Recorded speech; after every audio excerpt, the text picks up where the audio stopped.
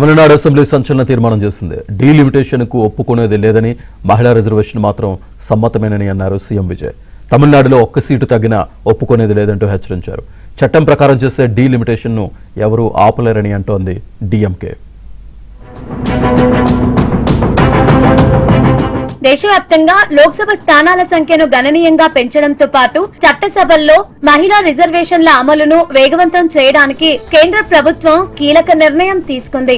ఈ బిల్లులను ఆమోదింపజేసుకోవడానికి ఈ నెల 17 నుంచి 3 రోజుల పాటు పార్లమెంట్ ప్రత్యేక సమావేశాలను నిర్వహించేలా చర్యలు తీసుకుంటోంది.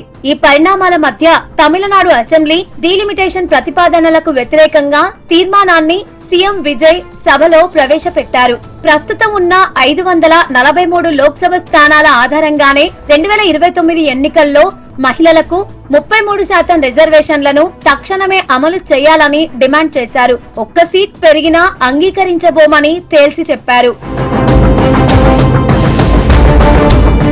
మహిళలకు రిజర్వేషన్లు కల్పించడం అనేది ఉదారం కాదని, అది సామాజిక న్యాయానికి సంబంధించిన అంశమని విజయ్ స్పష్టం చేశారు. తమిళనాడులో పురుషుల కంటే మహిళా ఓటర్లే ఎక్కువగా ఓటు హక్కును వినియోగించుకుంటున్నారని గుర్తు చేశారు. గత 50 ఏళ్లుగా దేశంలో సరైన జనాభా లెక్కల సేకరణ ప్రక్రియ జరగలేదని, జనాభా నియంత్రించిన రాష్ట్రాలను శిక్షించేలా డీలిమిటేషన్ ఉండకూడదని విజయ్ అన్నారు. దీంతో పాటు ఈ తీర్మానం ద్వారా కేంద్రం ముందు 4 ప్రధాన డిమాండ్లను ఉంచారు. వివిధ రాష్ట్రాల మధ్య లోక్సభ సీట్ల కేటాయింపు నిష్పత్తిని ప్రస్తుత ప్రాతిపదికన పూర్తిగా స్తంభింపజేయాలి. விரைந்து நடைமுறைப்படுத்துவதற்கு உரிய நடவடிக்கைகள் எடுக்கப்பட வேண்டும் என தமிழ்நாடு அரசு ஒன்றிய அரசை வலியுறுத்துகிறது. மாண்புமிகு பேரவைத் தலைவர் அவர்களே, நம்ம டிவிகே அரசு பெண்களுக்கான அரசியல் அதிகாரம் வழங்குறதுல முன்னோடி மாநில அரசாதான் இருக்கு. 4 பெண் அமைச்சர்கள் இருக்கிறாங்க.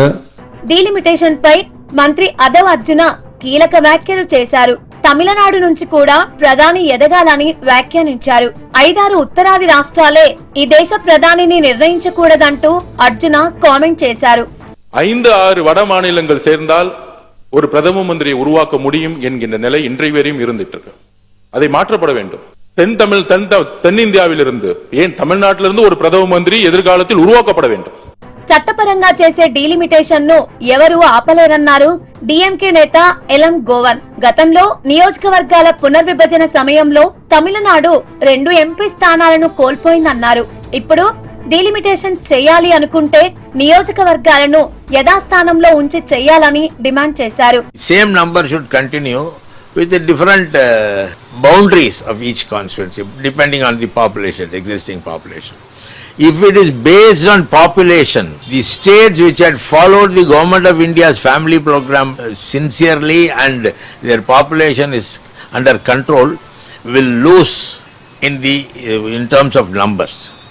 తమిళనాడు అసెంబ్లీలో రోజుకో తీర్మానం చేస్తూ సంచలనం సృష్టిస్తున్నారు సీఎం విజయ్. నిన్న నేట్ పరీక్షను రద్దు చేయాలని కోరుతూ తీర్మానం చేయగా, తాజాగా డీలిమిటేషన్ కు వ్యతిరేకంగా శాసనసభలో తీర్మానం చేశారు. కానీ కేంద్రం మాత్రం డీలిమిటేషన్ కోసం వేగంగా అడుగులు వేస్తోంది.